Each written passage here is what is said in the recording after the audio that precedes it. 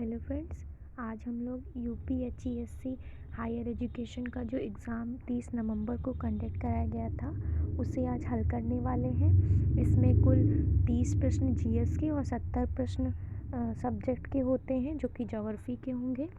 और आज हम इस वीडियो में जीएस के 30 प्रश्नों को हल करेंगे और इसके अगले पार्ट में हम लोग ज्योग्राफी के 70 प्रश्नों को हल करेंगे। तो आइए फ्रेंड्स शुरू करते हैं। आज का हमारा पहला प्रश्न है, एक वेब पेज पृष्ठ को निम्नांकित में से किसके द्वारा अभिकल्पित किया जा सकता है? तो ये ऑप्शन सी इसका सही है, HTML के द्वारा। दूसरा प्रश्न है, इंटरनेट संचार में कुकी का उपयोग किया जाता है, तो इसमें ऑप्शन ए सही है, पूरे सत्र के लिए सर्वर की ओर प्रमाणीकरण जानकारी संग्रहित करना। तीसरा प्रश्न है, निम्नलिखित में से कौन एक पुरस्कार संगणक विज्ञान के क्षेत्र में उल्लेखनीय कार्य के लिए प्रदान किया गया है? तो इसमें ऑप्शन ए बिल्कुल सही है, ट्यूरिंग पुरस्कार। चौथा प्रश्न है, पारिस्थितिकी तंत्र का अजैविक घटक है, तो इसमें ऑप्शन बी सही है, ह्यूमस। और अगला प्रश्न है, निम्नांकित में से इको मार्क से संबंधित है, तो पॉइंट ए BIS द्वारा दिया गया इको मार्क और पॉइंट बी पर्यावरण के अनुकूलन द्वारा दिया गया उत्पाद। ऑप्शन पॉइंट ए और पॉइंट बी दोनों सही हैं, तो ऑप्शन बी इसमें बिल्कुल करेक्ट है। छठा प्रश्न है, 1972 में मानव पर्यावरण द्वारा आयोजित स्टॉकहोम कॉन्फ्रेंस में कितने सिद्धांतों का सूत्रीकरण किया गया? तो फ्रेंड्स इसमें ऑप्शन डी सही है, 26 सिद्धांतों का सूत्रीकरण किया गया था। सातवां प्रश्न है, ग्रीन हाउस इफेक्ट मुख्य रूप से किसके कारण उत्पन्न होता है? तो फ्रेंड्स इसमें कार्बन डाइऑक्साइड गैस की बहुत ही बड़ी भूमिका होती है, तो इसलिए ऑप्शन सी बिल्कुल सही होगा। आठवां प्रश्न है, पृथ्वी तल के नीचे पिघलती चट्टान को क्या कहते हैं? तो पृथ्वी तल के नीचे जो चट्टान पिघली होती है उसे मैग्मा कहते हैं। यही मैग्मा जब धरती को फोड़ के ऊपर आता है तब उसे लावा कहा जाता है, तो यहाँ पे फ्रेंड्स ऑप्शन बी सही है, मैग्मा। और नवा प्रश्न है, प्राचीन भारत में विवाह के कितने प्रकार थे? तो फ्रेंड्स इसमें ऑप्शन बी 8 प्रकार के विवाह होते थे, ऑप्शन बी बिल्कुल सही है। लेकिन आयोग ने अभी इसको 6 ऑप्शन सी सही माना है, लेकिन हमारा सही आंसर जो है वो 8 यानी ऑप्शन बी है। अब देखते हैं आयोग किसको सही मानता है, फाइनल आंसर की में पता चलेगा। 10वां प्रश्न है, किस भारतीय राष्ट्रवादी नेता ने दांडी मार्च की तुलना नेपोलियन की पेरिस यात्रा से की थी? तो इसमें ऑप्शन डी सुभाष चंद्र बोस बिल्कुल सही है। 11वां प्रश्न है,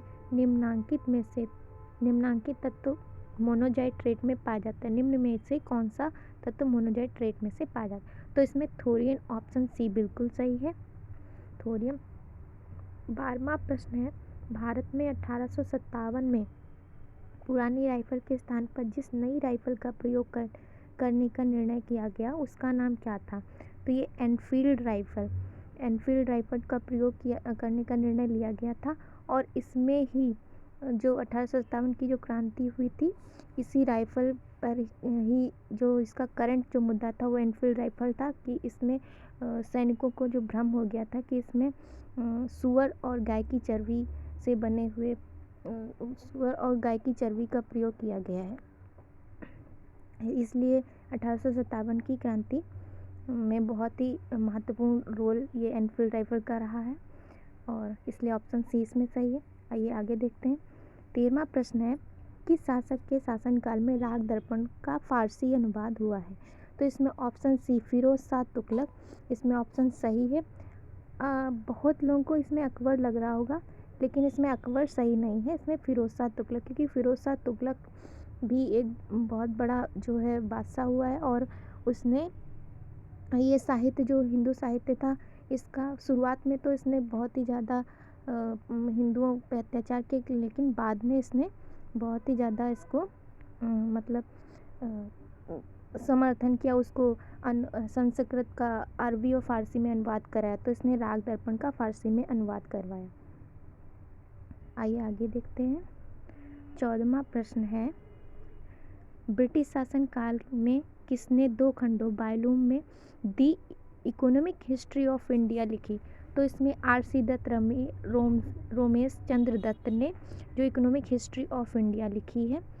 इसमें दादा भाई नौरोजी सही नहीं, इसमें ऑप्शन ए सही है। और इसमें 15वां प्रश्न है, संविधान के किस भाग में निर्वाचन से संबंधित प्रावधान का समाविष्ट किए गए? तो निर्वाचन से संबंधित जो भाग है वो हमारा ऑप्शन डी यानी 15वां है। इसमें जो भाग 15 है वो निर्वाचन से संबंधित है।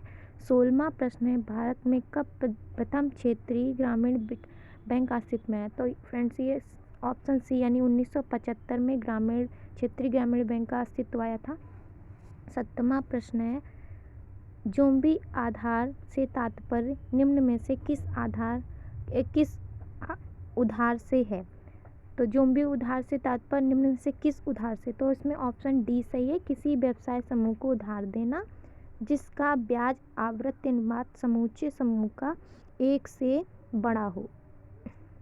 इसी प्रकार ऑप्शन डी इसमें सही है। 18वां प्रश्न है, भारत के संविधान का अनुच्छेद 21A प्रावधान करता है, तो ये शिक्षा का अधिकार, इसमें ऑप्शन सही है। 21A के तहत शिक्षा का प्रावधान किया गया। और 19वां प्रश्न है, इसको मिलाना है हमें, एक तरफ व्यक्ति दिए गए, दूसरी तरफ संस्था दिए गए कि कौन व्यक्ति किस संस्था से जुड़ा। तो जगजीत पवाडिया, तो ये हमारे अंतर्राष्ट्रीय नारकोटिक्स कंट्रोल बोर्ड से जुड़े हुए हैं। और डॉक्टर पैट्रिक अमोत, ये WHO से जुड़े हुए हैं, यानी 1 में 4, बी में 3, तो ऑप्शन डी इसमें सही है। और कल्पना कोचर जो हैं वो हमारी बिल एवं मेलिंडा गेट फाउंडेशन से जुड़ी हुई हैं। और आइजैक हर्जोग, ये इज़राइल के हैं, इज़राइल संस्था से जुड़े हुए हैं, तो इसमें ऑप्शन डी सही है। 20वां प्रश्न है, टोक्यो ओलंपिक 2020 में प्रथम गोल्ड मेडल किसने जीता? तो यांग कियांग, ऑप्शन ए इसमें बिल्कुल सही है। और 21वां प्रश्न है, निम्न देशों में से 2021 में किसने चाइना 17+1 संघ से अपने को अलग कर? तो इसमें लिथुआनिया सही माना है आयोग ने। और 22वां प्रश्न है, पराक्रम दिवस निम्न में से किस महत्वपूर्ण व्यक्ति के जन्म दिवस के उपलक्ष्य में मनाया जाता है? तो ये सुभाष चंद्र बोस के जन्म दिवस पर मनाया जाता है, ऑप्शन बी सही है। 23वां प्रश्न है, उत्तर प्रदेश में सबरी संकल्प योजना निम्न में से किस लक्ष्य के साथ शुरू की गई? तो ये कुपोषण समाप्त करने के लिए शुरू की गई। और 24वां प्रश्न है, चिंतन शिक्षण क्या है? तो ये अभ्यास केंद्रित होता है। 25वां प्रश्न है, अनुसंधान प्रक्रिया में निम्नांकित सोपानों को एक अनुक्रम में व्यवस्थित कीजिए तथा नीचे दिए गए कूट में से सही। तो अनुसंधान में हम सबसे पहले क्या करते हैं, समस्या का सूत्रीकरण करते हैं, तो अनुसंधान समस्या का सूत्रीकरण। दूसरे में हम उपकरणों को व्यवस्थित करते हैं, तो आप ये पॉइंट 3 सही है दूसरे नंबर पे। और फिर उसके बाद डाटा का एकत्रीकरण करते हैं, उसके बाद प्रसंस्करण एवं विश्लेषण करते हैं। तो इसमें पहला, तीसरा और दूसरा और चौथा सही है, तो ऑप्शन डी बिल्कुल सही है। और आगे 26वां प्रश्न है, निम्न में से कौन सा एक साक्षात्कार का प्रकार नहीं है? तो इसमें ऑप्शन बी, विशेष कोई भी साक्षात्कार का प्रकार नहीं है। सेमी स्ट्रक्चर्ड और अनस्ट्रक्चर्ड, ये हमारे साक्षात्कार इंटरव्यू के टाइप होते हैं। 27वां प्रश्न है, विश्वविद्यालय अनुदान आयोग का प्रथम अध्यक्ष कौन था? तो इसमें option C, doctor Shanti Swarup Bhatnagar, इसमें बिल्कुल सही ऑप्शन है। 28वां प्रश्न है, निम्न में से कौन शिक्षण की पूर्व प्रक्रिया अवस्था है? तो शिक्षण की पूर्व प्रक्रिया अवस्था है क्रमबद्ध करना। पहले हम सभी चीज़ों को क्रमबद्ध रूप में रख लेते हैं, उसके बाद हम पढ़ाना शुरू करते हैं। और 29वां प्रश्न है, सॉफ्टवेयर प्रोग्राम जिसका उपयोग वे प्रश्नों को देखने में किया जाता है उसे कहते हैं? तो उस सॉफ्टवेयर प्रोग्राम को ब्राउज़र कहते हैं। और तीसरा प्रश्न है, कंप्यूटर के संदर्भ में जीपीयू का अर्थ होता है। तो जीपीयू का अर्थ होता है ग्राफिक प्रोसेसिंग यूनिट। ये भी प्रश्न आरओ के एग्ज़ाम में आ चुका है। तो फ्रेंड्स, आज के लिए 30 प्रश्न।